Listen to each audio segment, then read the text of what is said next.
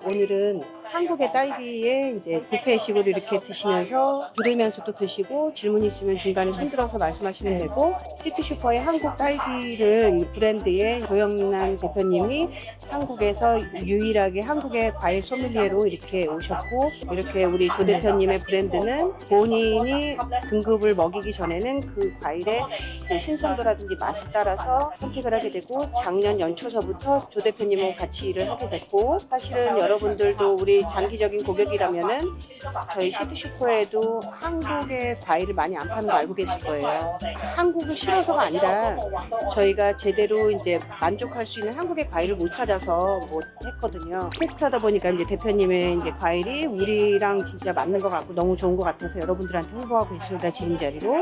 네, 감사합니다. 만나뵈서 반갑습니다. 과일 소믈리에로 활동하고 있는 조양란입니다. 국내 1호 과일 소믈리에여서 한국의 방송이나 여러 언론 매체에도 나오고 있고요. 딸기에 대해서 여러분들이 공부해서 좋은 시간 되시길 바라겠습니다. 자, 오늘의 강의 순서는 먼저 여러분들이 일본 딸기는 많이 접해보셨겠지만은 한국 딸기가 어떤 차이점이 있는지, 그리고 한국 딸기에 수입했을 때 안전한지, 그리고 한국은 사계절이 있습니다. 그래서 한국 딸기는 제철이 언제인지, 그리고 맛있는 기준이 뭔지, 좋은 과일 사기 위한 믿을 수 있는 브랜드가 중요하다는 거, 시티슈퍼에서 팔고 있는 한국 딸기의 차별점이 뭔지, 그리고 시티슈퍼에 팔기 위한 좋은 딸기를 재배하기 위해서 어떤 노력을 하는지, 그런 공부는 약간 어려울 수 있지만은 알려드리겠습니다. 그러고 난 뒤에 이제 먹는 법, 세척법, 보관법, 영양 레시피 등에 대해서 알려드리겠습니다.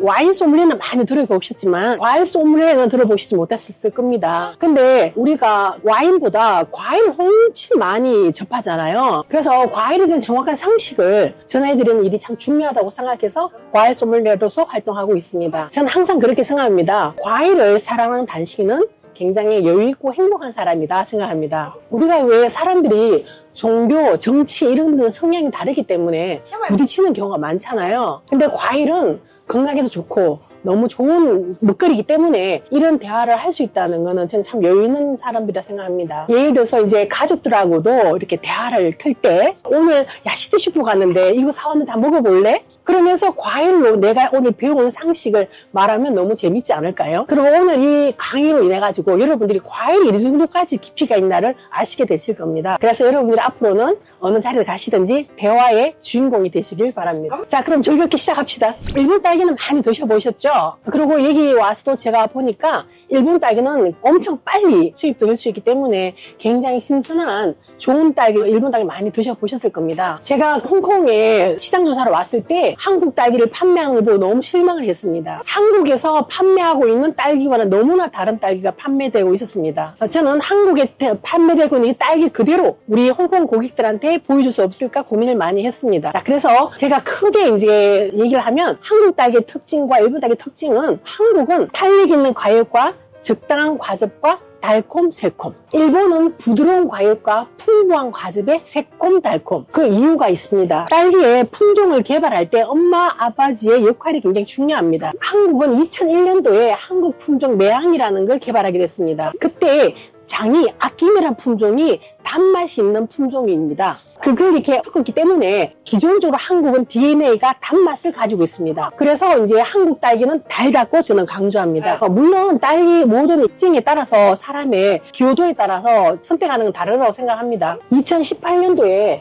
평창에서 동계올림픽이 있었습니다. 클링 대표 스즈키 유미 선수가 한국에서 딸기를 먹고 너무 맛있다고 했습니다. 그때 일본에서 난리가 났다고 했습니다. 아마 그 선수는 단 성분의 딸기를 좋아했던 것 같아요. 자, 그래서 한국에서는 딸기 품종이 여러 개가 있는데요. 그 중에서 금실 딸기를 프리미엄으로 인정하고 있습니다. 저는 과일을 한 25년 했거든요. 과일을 하면서 느끼는 게 품종이 엄청 중요하다는 걸 알게 됐습니다. 그래서 우리가 이제 소비자가 좋아하는 품종이 있고요, 농가가 좋아하는 품종이 다릅니다. 왜냐하면 소비자는 맛있는 걸 좋아하잖아요. 농가는 재배하기 수월하고 양이 많은 걸 선호합니다. 그래서 세상은 참 공평한 것 같습니다. 노력하는 사람한테 기회가 가는 것 같아요. 그래서 한국에서 이렇게 좋은 품종은 10몇 프로밖에 농사를 짓지 않습니다. 재배가 수율한 74%를 서량을 하고 있습니다. 그래서 금실 딸기는 한국에서 프리미엄 딸기로 판매되고 있습니다. 은은한 복숭아 향과 촉촉한 과즙, 약간 탄력 있는 식감이 좋습니다. 그리고 제가 조금 더 설명하겠지만은 딸기는 이렇게 시기에 따라 맛이 좀 떨어집니다. 그렇지만은 금실은 봄이 되어도 감칠맛이 살아 있습니다. 제가 한국에서도 판매를 하고 있는데요. 우리 바이어가 2월까지는 이렇게 좀 금실이 비싸니까 못 사 먹지만 맛이 좀 떨어지는 2월 후반부터는 무조건 자기는 금실 먹습니다. 꽂습니다. 그래서 이번 핵심은 품종이 매우 중요하다는 걸 아셨으면 좋겠습니다. 까다로운 재배가 조금 비쌉니다. 또 같은 품종이라도 또 농가 실력에 따라서 또 가격 차이가 납니다. 자, 그러면 이번에는 금실 딸기는 한번 맛 한번 보시겠습니까? 딸기를 드실 때 보시면 딸기가 이렇게 나무에 달려 있습니다. 근데 햇빛이 이렇게 이제 들어가거든요.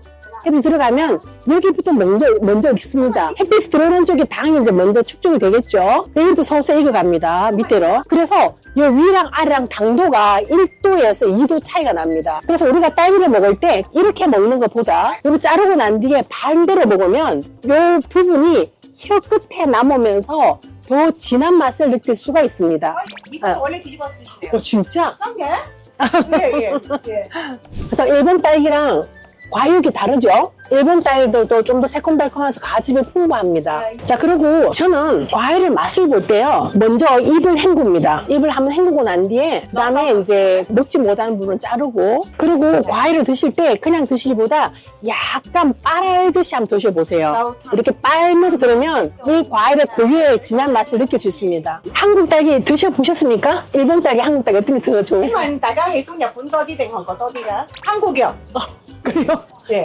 일본을 되게 좋아하시는데 아. 그전에 설향을 드셔보셨는데 아. 맛이 조금 연하대요. 맞아, 쓰랑이. 이거 이제 금실인데 조금 다르죠? 달라.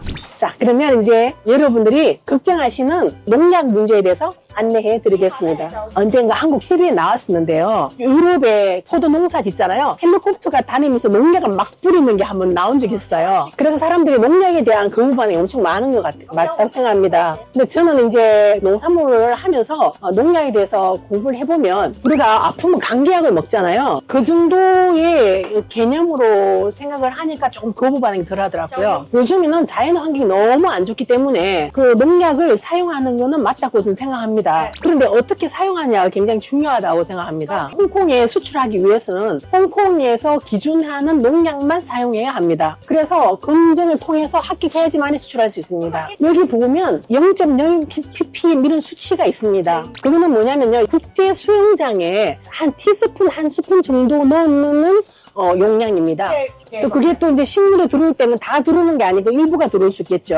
또 시간이 지나면 자연적으로 분해됩니다. 근데 이제 우리가 이제 유기농 이런 게 대해서는 건강하다고 생각을 많이 하고는 있는데 쉽게 표현을 하면 이런 거는 병원에서 감기 들었을 때 약을 먹는다. 유기농은 생강차를 마신다. 민간요법을 활용한다고 생각하시면 됩니다. 그래서 저희들은 수출할 때 이 준수에 맞춰서 철저하게 지키면서 준비하고 있습니다. 그리고 그 농가들도 패킹센터 GAP 인정을 받은 곳에서 작업을 합니다. 이거는 그 수확이나 과일 유통 단계에서 중금속, 유해생물, 농약 이런 걸 관리하는 제도입니다. 그리고 무엇보다 딸기는 모양을 중요시합니다. 그래서 벌이 다니면서 수정을 합니다. 근데 벌은 너무 예민해서 독한 농약을 치면 죽습니다. 저는 이제 농가 밭에 가면 직접 따서 바로 먹으면서 얘기를 많이 나눕니다. 근데 이제 일부 국가나 일부 농가들이 독성 있는 농약을 치는 경우는 있기 때문에 이런 시티슈퍼 같은 경우에는 그런 딸기를 팔지 않으니까 안심하셔도 될 겁니다. 제가 25년 동안 과일을 했다 그랬잖아요. 제일 스트레스 많은 과일이 딸기입니다. 생산만 한 6개월 하거든요. 이 꽃이 한 4번, 5번 핍니다. 저 꽃이 피고 지면서까지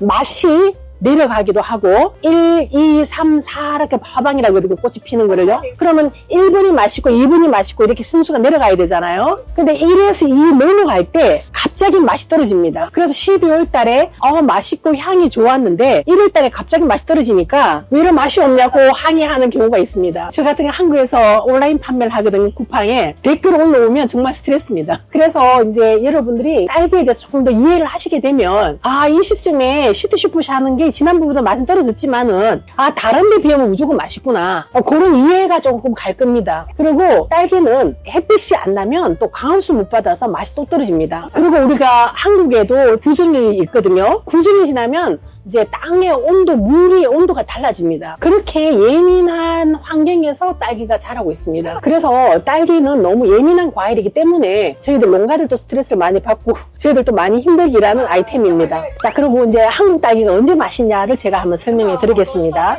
여러분 하우스 재배 아십니까? 유럽이나 이런 데는 아직까지 노지 재배하는 게 있거든요. 한국은 모두 하우스 재배를 하고 있습니다. 왜냐하면 이제 뭐 산성비나 이런 안 좋은 환경들이 많기 때문에 모두 하우스를 하고 있습니다. 그 하우스를 재배하다 보니까 우리가 이렇게 집을 지은 거랑 똑같기 때문에 온도가 한 15도 높습니다. 그래서 전에는 봄이 제철이었는데 지금은 겨울이 제철로 넘어갔습니다. 한 2, 3개월 정도에 당겨집니다. 한국에서 딸기는 12월 달 1화방 때 가장 맛있습니다. 그리고 지금 이제 맛있기 시작합니다. 2화방. 그리고 이제 한 3주 정도 맛있다가 그리고 이제 3월 달 되면 맛이 좀 떨어지기 시작합니다. 그때 아까 말씀하시는 이제 그런 품종들은 더 맛이 없어집니다. 근데 이제 이 품종은 3월이 돼도 그래도 딸기 맛이 나는 감칠맛이 있습니다. 자, 그리고 맛있는 기준이 뭔가에 대해서 설명을 드리겠습니다. 과일은요, 완숙이 굉장히 중요한 겁니다. 그것도 나무에서 익어야 됩니다. 농가가 실력이 떨어지면요, 익어지면 물러지는 경우가 있습니다. 또 한국에 태풍이 불잖아요. 나무가 튼튼하지 않으면 다 떨어져 버립니다. 그래서 어떻게 농사를 짓느냐가 굉장히 중요합니다. 그 딸기는 속도로 이렇게 실력을 볼 수가 있습니다. 그러니까 저는 이제 완숙을 따야 된다 그랬잖아요. 제가 태국에 갔을 때 중국 딸기를 봤는데 한 40~50%가 들어와 있더라고요. 딸기는 시간이 지나면 빨갛게는 됩니다. 그런데 과즙이 없어집니다. 그래서 같은 빨간 거라도 시티슈퍼에서 사는 딸기랑 다른 데서 사는 딸기를 만약 비교했을 때 그 수분이 없다면 미숫가루를 따서 시간이 지나면서 익은 딸기입니다. 그리고 이제 다른 과일들은 과일이 모양이 이뻐야 맛있습니다. 영양 성분이 밸런스에 맞게 자라기 때문에 그렇습니다. 근데 딸기는 이게 영양 성장을 하기 때문에 약간 모양이 못생겨도 맛있습니다. 자, 그리고 외형에 대해서 설명드리겠습니다. 딸기를 구매를 했을 때 이런 선홍빛을 굉장히 중요시 여깁니다. 너무 빨가면 소비자가 먹었을 때는 농익은 맛이 납니다. 과일은 과일마다의 고유의 맛이 중요합니다. 자, 망고는 어때요? 망고는 단 과일이죠. 딸기는 달갖고만 좋은 게 아닙니다. 먹었을 때 후레쉬한 맛이 있어야 됩니다. 딸기는 비타민C가 엄청 많잖아요. 그래서 그런 후레쉬한 맛이 있어야 되기 때문에 이렇게 먹었을 때 약간 과즙이 있으면서 후레쉬한 맛을 느낄 수 있는 게 스노우빛입니다. 그리고 제가 홍콩에는 이제 그 완숙 딸기가 많이 없어서 많이 못 본 것 같긴 한데요. 그 한국 슈퍼에 갔을 때 여기가 핑크빛으로 물려있는 거는 맛이 없습니다. 물컹물컹 맛이 나거든요. 그래서 딸기를 샀을 때 핑크색으로 무르게 있나 없나를 잘 보셔야 됩니다. 그리고 씨 주변을 보시면 탱글탱글해야 합니다. 그리고 이걸 드셨을 때 끝까지 진한 맛이 남아 있어야 됩니다. 그래서 그건 또 딸기가 약간 향이 있으면 향이 또 있어야 됩니다. 근데 아까 말씀드렸듯이 1화방, 2화방 또 갭이 있을 때, 차이 있을 때 그것도 또 향이 또 없어집니다. 네, 그렇지만은 딸기 향이 기본적으로 있는 게 좋습니다. 그러면 여러분 다 보세요. 내가 딸기를 그냥 돈 주고 사 먹으면 되는 줄 알았는데 이렇게 복잡하냐? 머리 아파. 그래서 과일에도 브랜드가 있습니다. 자, 이런 좋은 딸기를 찾는 게 또 쉽지도 않고요. 그런 과일을 만들었지만은 판매해주는 판매처가 없으면 또 의미가 없겠죠. 그래서 이제 이런 과일 브랜드가 만들기 위해서는 자연 환경에 예민한 과일을 정성들이 재배하는 정직한 농가가 있어야 됩니다. 그리고 그런 그 기준을 가지고 신뢰할 수 있는 시스템을 만드는 게 중요하다고 생각합니다. 정말 과일을 하면 할수록 너무 어려운데 특히 한국에는 면적이 적습니다. 일본도 비슷하지만요. 그 중국이나 미국 이런 데 다른 나라들은 면적이 엄청 많잖아요. 근데 한국은 면적이 적고 이렇게 재배할 수 있는 양이 많지가 않습니다. 그래서 저희는 이 브랜드를 각 국가별로 한 업체만 물건을 공급하고 있습니다. 홍콩에는 시티슈퍼에만 공급하고 있습니다. 그래서 어제 고객 한 분이 한국 사람이 왔었거든요. 자기가 여기서 홍콩 분하고 결혼해가 살고 있는데 애들한테 한국 좋은 딸기를 먹고 싶어도 못 사줬는데 홍콩 시티슈퍼 거를 보고 앞으로 사준다고 했습니다. 자, 그러면 이제 잠깐 물을 한 잔 마시고 아주 조금 심도 있는 얘기가 들어가겠습니다.